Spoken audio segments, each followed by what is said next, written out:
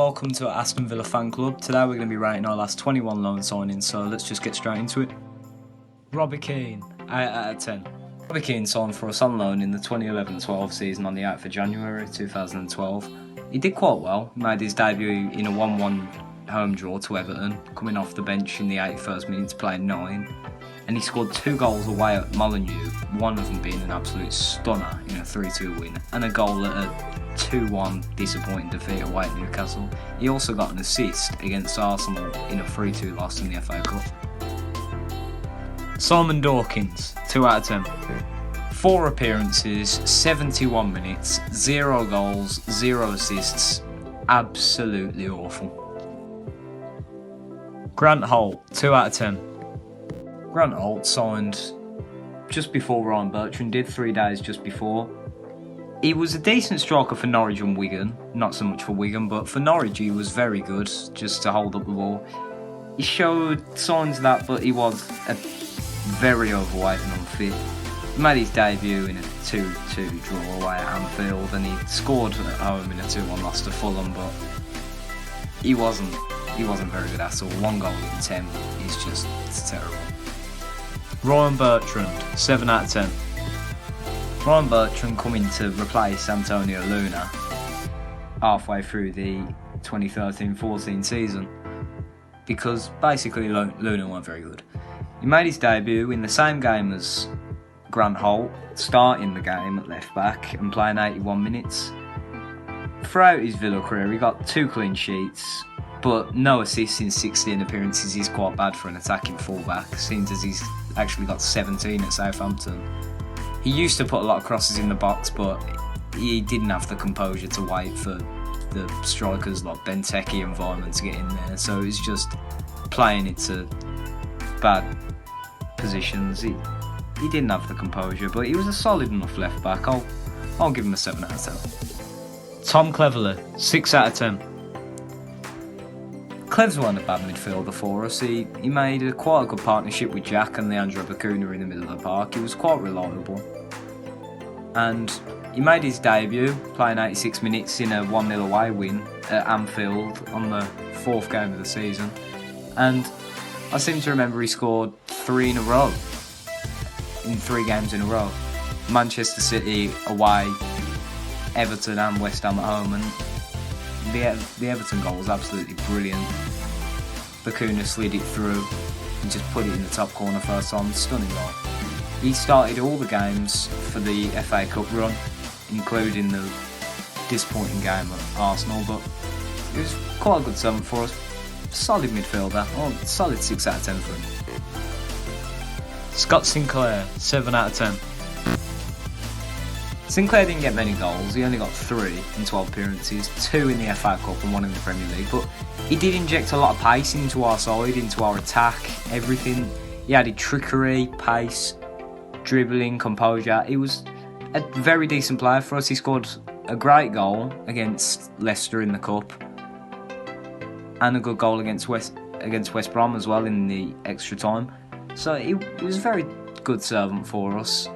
It was after his loan spell where he went downhill. Although he scored more goals, the 2 million signing was probably the worst thing we could have done, because it absolutely ruined his reputation at Villa when we went down. But yeah, when he was on loan, he was great. I thought he was injured for quite a while, but I thought before his injury he was absolutely great for us. After it, not so much. He only played 2 or 3 more. And I think we lost them all, but before that, I think he was very good. Solid 7 out of 10. Tiago Ilori, 1 out of 10. Wow, the Portuguese genius himself. Tiago Ilori is possibly one of the worst players I've seen dragged into Villa Park. He must have been dragged in kicking and screaming, because he clearly didn't want to be here. He only played 3 games with the under-23s. He had his loan cut short. He was absolutely abysmal. Sam Johnston, 8 out of 10. Now, on to the brighter side. Sam Johnston, brilliant keeper that we held for 18 months. He come in to replace a homesick Pierluigi Galena. Wonder who went on to bigger and better things there. And before he left for Premier League football, going to West Brom. Don't worry, I'm not mad. He was a good servant for us. He averaged 4 saves a game. He was just a great keeper for us. He was a good leader. He commanded his box very well. Not so much in the first 6 months, but in his first full season, his second season, he was great for us. He was one of the biggest reasons why we actually got to the playoff final. And even though he's, I don't like him anymore. He's fair enough. He was a great servant for us. 8 out of 10.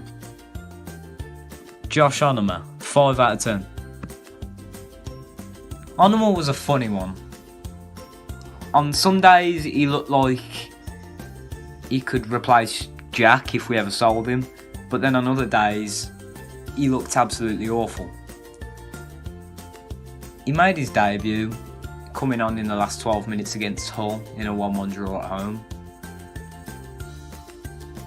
He didn't really impress in those 12 minutes, but he scored a good goal away at Bristol City. Deflection, yes, but it was still a decent goal. He got 4 goals, 3 assists. He wasn't bad in his 37 appearances, but he wasn't great either. 5 out of 10. Robert Snodgrass, 8 out of 10. Oh, brilliant. Snodgrass, what a player he was for us. Made his debut against Brentford at home in a 0-0 draw. He come on in the 60th minute, but it was after that when it started to get good. He went 4 games without scoring, including the Brentford game, but then away at Burton Albion, he played on the left. He got 1 goal, 1 assist, absolutely brilliant. He put in loads of good performances for us, 21 goal contributions in his 43 games. And he even scored an absolute screamer in the last minute away at Sheffield United, which I remember very vividly. What a player he was for us. Absolutely brilliant. 8 out of 10. Axel Tuanzebe, 9 out of 10. Axel Tuanzebe, class act. His first 6 months at Villa Park were quite rocky, yes. I mean, Bruce kept trying to shove him at right back, he kept getting dropped, and to be honest, I wanted nothing to do with him. And he kept playing at right back at the start of the next season as well, but he did look better. And he looked absolutely brilliant. He did. He was absolutely class. He formed a great partnership with Mings in the second half of the season. In the first half of the season, he played really well with Cheza. He did get injured after the Stoke game, but then when he come back, he was brilliant again. He come back against Sheffield Wednesday, he played 35 minutes, I want to say. And he was just absolutely amazing. It has to be said. He was one of the biggest reasons that we got to the playoff final, that we got promoted. What a player. Lewis Grabban, 8 out of 10. His goals absolutely fired us on the way to the playoffs. He scored quite a few good goals. Scored against Wolves. He scored an equaliser at home to Preston. He got the winner at home to Leeds. He scored an equaliser at home to Derby. And he got a brace away at Ipswich. He scored quite a few important goals. Not to mention, after 2 goalless first games off the bench, he scored 4 in a row. He got 8 goals, 1 assist in 18 games for us. Played all 3 of the playoff games. I think he was brilliant for us. Andre Moreira, 1 out of 10. A half-decent game at Yeovil and a very shaky game at Burton Albion in the EFL Cup. Why did we sign him again? Anwar El Ghazi, 7 out of 10. El Ghazi is another one who was quite hit and miss, basically. Under Bruce, he wasn't great. I'll say that. He wasn't happy with Bruce either. He said it many times that he was missing playing for us. He wanted to get back on the pitch, and then when he did, he scored an absolute screamer at home to Forest. Then he scored a brace away at West Brom, And I think when he was on his day, he was the best winger in the league. But when he was off it, he was absolutely awful. But he was great in the Championship. He's one of the biggest reasons that we come up. Did fluff a chance away at St Andrews, which I'll never forgive him for. But he's very good player, very talented, and he was very good for us in the Championship. Yannick Bolasie, 6 out of 10. From one inconsistent winger to another, Bolasie made his debut in a 1-1 draw away at Blackburn, coming on in the 77th minute.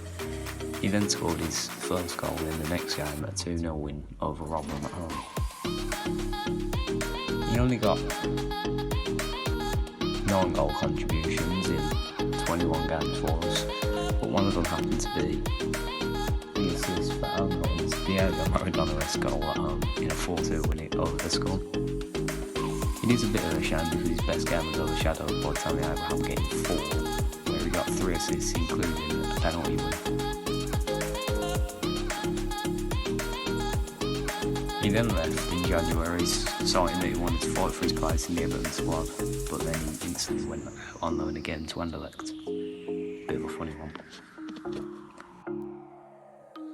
Tammy Abraham, 10 out of 10. I think we all know how good Tammy Abraham was for us, but it's only really when you look straight into it that you realise just how good he was. Played 40 times for us, scoring 26 goals and getting 3 assists. Scoring in 20 different games, scoring 4 goals in a game, getting 3 braces, scoring and assisting in a 2-0 win over Bolton that eventually did get us to the playoffs, scoring against Birmingham City, scoring the decisive goal in the playoff semi-final, and then scoring the winning penalty. Just what a player! 10 out of 10. He's the best lone player that we've ever had.